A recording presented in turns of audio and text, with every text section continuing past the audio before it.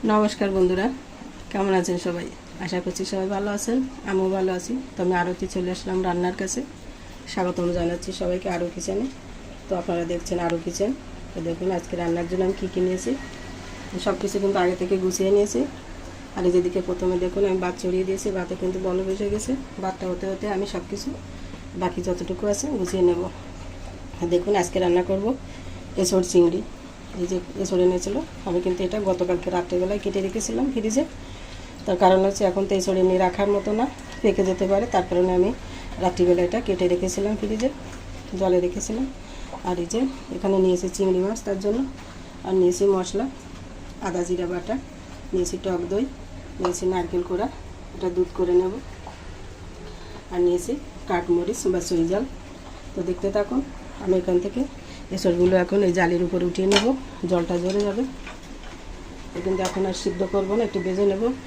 এখনকার এসব তো অনেকটা জাল খাবে না সেই জন্য একটু ভেজে নিলে হয়ে যাবে আর পরিষ্কার জলে কিন্তু রেখেছিলাম আর এখান থেকে তুলে নিচ্ছি তো এসবগুলো তেজ জল থেকে আমি তুলে নিলাম জলটা ঝরে যাবে আমি এসব কিন্তু যেখানেও কিছু আলাদা করে রেখেছি যদি লাগে আমি প্রয়োজন দিয়ে দেবো যেহেতু বন্ধুরা একটা এঁচড় কিন্তু আমি সম্পূর্ণ দড়ি কেটে নিয়েছি যদি বেশি বেশি মনে হয় তাহলে এটা রেখে দেবো যেহেতু আগামী দিন আবার রবিবার আমরা তো মাছ খাই না সেদিন রান্না করা যাবে আর যেখানে এটুকু রেখেছি আর এটা টক দই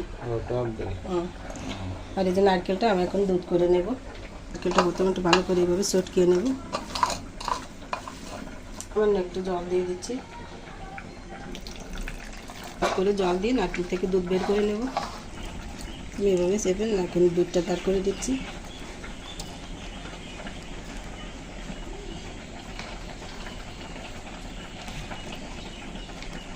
তো বন্ধুরা নারকেলটা কিন্তু খুব ভালো ছিল একদম কাটজো না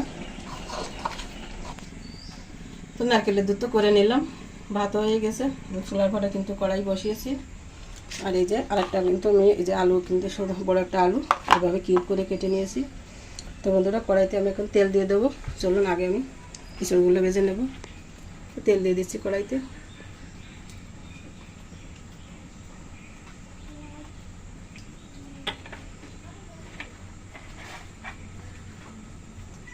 তো তেল গরম হতে হতে আমি মাছে একটু লবণ হলুদ মেখে দেবো দিয়ে দিচ্ছি লবণ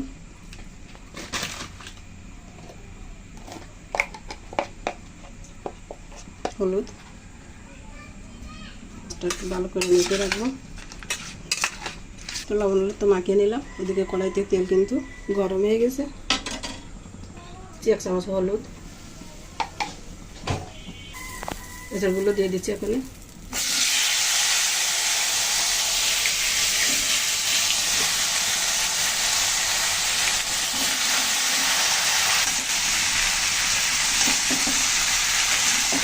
এখানে কিন্তু এখন আর হলুদ দেওয়া লাগবে না এই হলুদ এই কিন্তু কালার এসে গেছে দেখুন খুব সুন্দর করে সেগুলো ভেজে নেব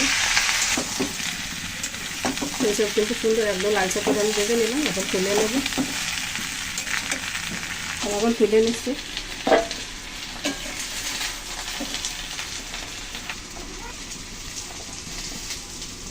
যে আমি তুলে নিলাম আর এদিকে কড়াইতে কিন্তু আবার তেল দিয়েছি তেল গরম হতে হতে আমি মশলাটা আবার দেখাচ্ছি তো আমি এখানে বাটিতে নিয়েছি পরিমাণ মতো আদা জিরা লঙ্কার গুঁড়ো আর হলুদ আমি এগুলো একটু জল দিয়ে ভালো করে গুলিয়ে নেব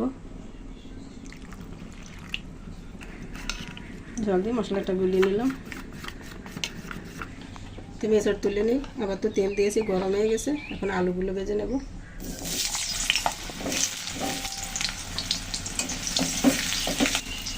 সামান্য একটু হলুদ দিয়েছি আলুর সাথে লাল করে ভেজে নেব আলুগুলো কিন্তু দেখুন একদম লালচে করে ভেজে নিলাম এখন আমি তুলে নেব ফ্রেঞ্চ ফ্রাই বন্ধুরা দেখুন ঠিক আছে আলু তো ভেজে তুলে নিলাম এখন ওই তেলের ভেতর আমি চিংড়িগুলো ভেজে নেব চিংড়িতে জল জমে গেছে অনেকটা দেখে দিয়েছি চিংড়িগুলো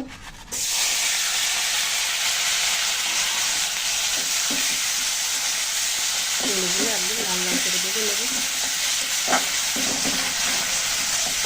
চিংড়িগুলো লাল করে ভেজে নিলে হবে কি একটু গন্ধটা বেশি আসবে তরকারিতে এখন একটু লালচে করে ভেজে নিই।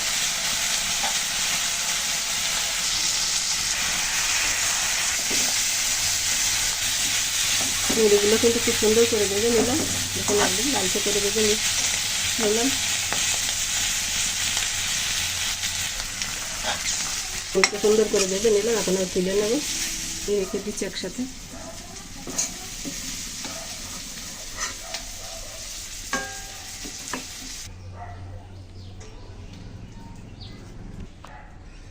তো সব কিছু তো ভেজে রেডি করে নিলাম। কড়াইতে কিন্তু আবারও তেল দিয়েছি, গরম হয়ে গেছে। এখন ফোড়নে দিয়ে দিচ্ছি 2টো শুকনো লঙ্কা।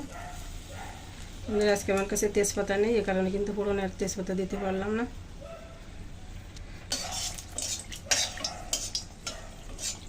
দিচ্ছি গোটা জিরা। ফোড়ন তো সুন্দর করে ভেজে নিলাম, এখন দিয়ে দিচ্ছি কাঠমরিচগুলো। দিচ্ছি সামান্য হলুদ, সাথে মশলাটা দিয়ে দিচ্ছি।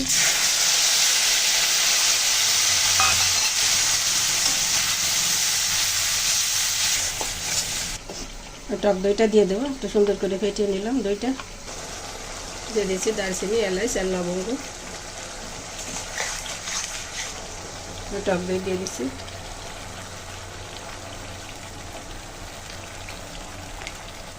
চার চামচ দিয়ে দিলাম। যেহেতু টক দই দিয়েছি, সেই ব্যালেন্সটা ঠিক রাখার জন্য দিয়ে দিচ্ছি সামান্য একটু চিনি। আমার চিনি একটু কম দেবো, তার কারণ হচ্ছে এখন তার কাঁঠাল কিন্তু মিষ্টি হবে, তার জন্য একটু পরিমাণ বুঝে দিয়ে দিলাম। মশলাটা একটু সুন্দর করে কষিয়ে নিলাম। নতুন মশলা থেকে তেল কিন্তু উপরে উঠে এসেছে। এখন ভাজা চিংড়ি আর আলু দিয়ে দিচ্ছি।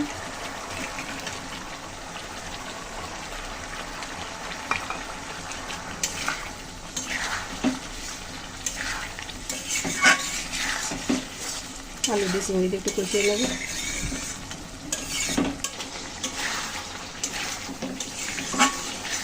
মশলার সাথে আলু আর চিংড়িটা সুন্দর করে কষিয়ে নিলাম। এখন দিয়ে দেবো ভেজে রাখা এসবগুলো।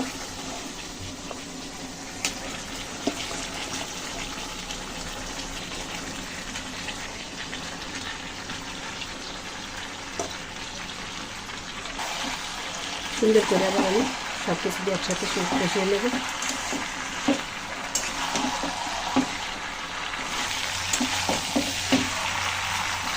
গ্রাম তো সেই বেরিয়েছে মহারানী।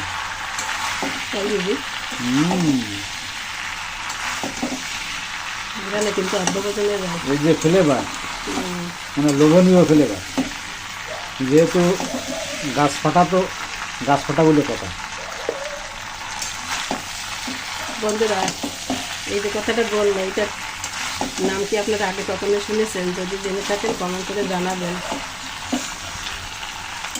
আর আমার এসব রান্না আপনাদের কাছে কেমন লাগছে কমেন্ট করে যদি জানান, তাহলে কিন্তু অনেকটাই কৃতার্থ হবো। আর ভালো লাগলে চ্যানেলের সাথে থাকবেন, সাবস্ক্রাইব করে।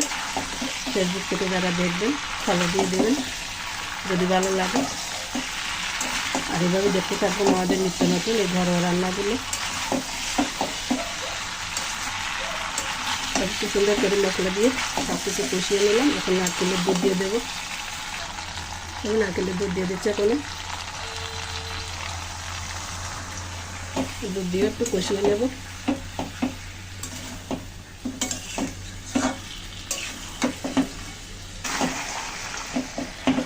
নারকেলের দুধ দিয়ে কিন্তু সুন্দর করে কষিয়ে নিলাম। দেখুন তেল ছেড়ে দিয়েছে। এখন আমি লবণ দিয়ে দিচ্ছি পরিমাণ মতো।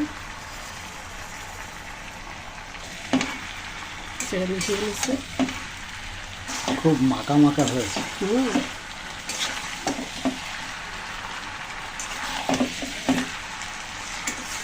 যা দেখতে ভালো লাগে তা খেতেও ভালো লাগে বন্ধুরা। জি, দেখতে থাকেন। লাগে দেখুন এখনই কিন্তু অর্ধেক হয়ে গেছে। আলুও সিদ্ধ হয়ে গেছে প্রায়। এখন আমি জলের জন্য একটু জল দিয়ে দিচ্ছি।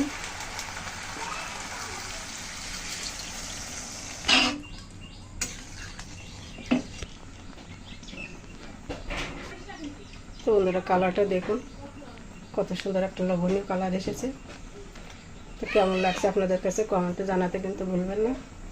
আর সাথে থাকুন, শেষ অবধি দেখতে থাকুন। তরকারিতে কিন্তু সুন্দর জাল উঠে গেছে। আমি এখন দিয়ে দিচ্ছি একটু কাঁচা আদা বাটা। আর দিচ্ছি আর একটু জিরা বাটা। সুন্দর করে আবার একটু মিশিয়ে নেব।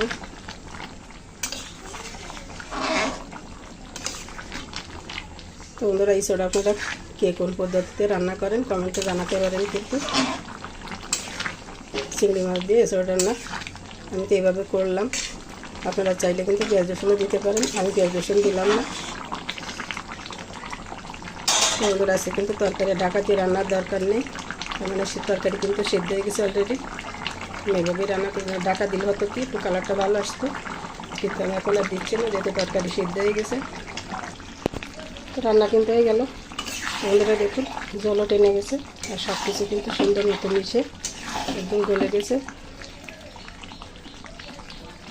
দেখুন আলুগুলো কত সুন্দর সফট হয়েছে, আর বীজগুলো দেখিয়ে দিচ্ছি, কাঁঠালের বীজগুলো দেখুন কত সুন্দর সিদ্ধ হয়েছে। এখন আমি সবশেষে একটু ভাজা মশলা দিয়ে দেবো। যে নিয়েছি আমি এখানে 1 চামচের মতো আন্দাজ করে জিরা ধনিয়ার গুঁড়ো, নিয়েছি গরম মশলা দিয়ে দিচ্ছি। সুন্দর করে মিশিয়ে নিয়ে এখন নামিয়ে নেব।